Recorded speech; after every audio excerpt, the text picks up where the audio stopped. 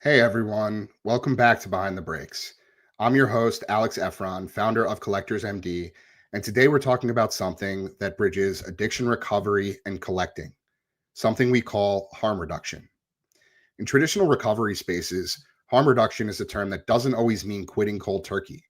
It's about reducing the damage, minimizing the negative consequences of a certain behavior, even if that behavior isn't gone entirely.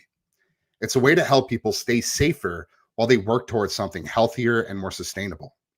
You'll hear it come up a lot in substance use. For example, someone who's using drugs might work with a counselor to use smaller amounts or use in a safer environment while they work or build towards abstinence. It's not about perfection, it's about progress, awareness, and survival. At Collectors MD, we don't apply that concept to things like alcohol, drugs, or gambling because let's be real, those vices don't have any redeeming qualities. They destroy from the inside out. There's nothing inherently good or healthy about a fix or a bet. But collecting is different. Collecting has roots. It's personal, it's emotional. It's tied to things like nostalgia, memory, and belonging. And for a lot of us, collecting started as something beautiful.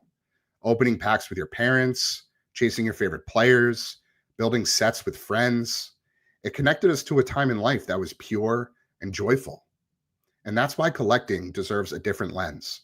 Because in its purest form, collecting can be restorative, it can be creative, it can be joyful. It's not inherently predatory or poisonous.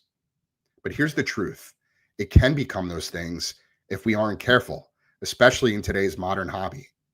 That's where intentional collecting comes in. For us, intentional collecting is our version of harm reduction in the hobby. It's the middle ground between chaos and control, the bridge between compulsive chasing and mindful enjoyment. Let's be real, none of us are immune. If you've ever found yourself saying things like, I'm just going to buy one more box, or I'll make it all back on the next break, you know how easy it is for the hobby to shift from excitement to obsession. It generally starts small, one impulsive decision, one dopamine rush, and suddenly the line between passion and problem starts to blur. Intentional collecting means pausing before that line gets crossed. It means noticing why you're about to buy, not just what you're buying. It's asking, am I doing this out of joy or am I doing this to escape something? Am I chasing connection or am I chasing validation? Am I collecting memories or am I just straight up gambling? Because while collecting may not create a chemical dependency, the behavioral loop, the anticipation, the hit, the guilt, the justification, all of these things can be just as destructive. And what's worse is that it's often engineered that way. Let's talk about how we got here. Modern hobby platforms have become masterful at mimicking the mechanics of gambling.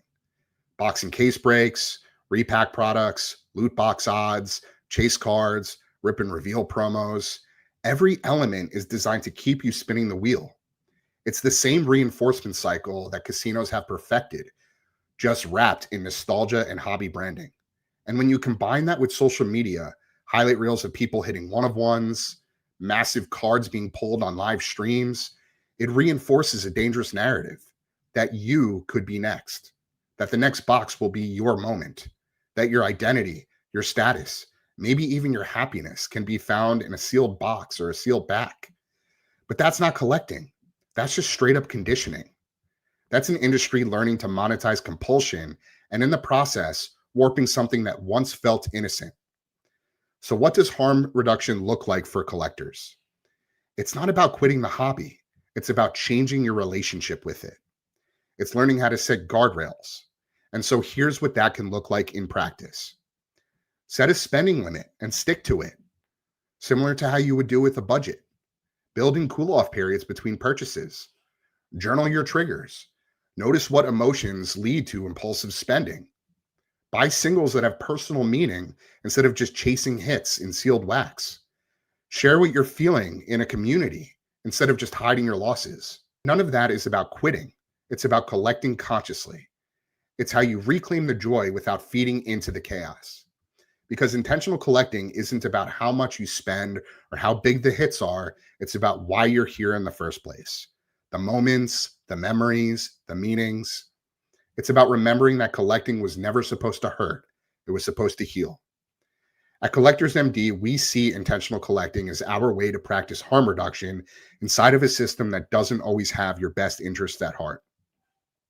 The industry isn't going to slow down for you. The algorithms aren't going to protect you, but you can protect yourself through awareness, boundaries, and intention.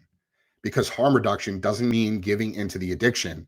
It means reclaiming control from the systems designed to exploit it. Thank you for tuning into Behind the Breaks. If this conversation resonated with you, make sure to subscribe to Behind the Breaks on YouTube, Spotify, Apple, Amazon, and all streaming platforms. You'll also find more conversations on the Collectors Compass and Collectors MD features, shows that are built to help collectors navigate the emotional and behavioral side of the hobby.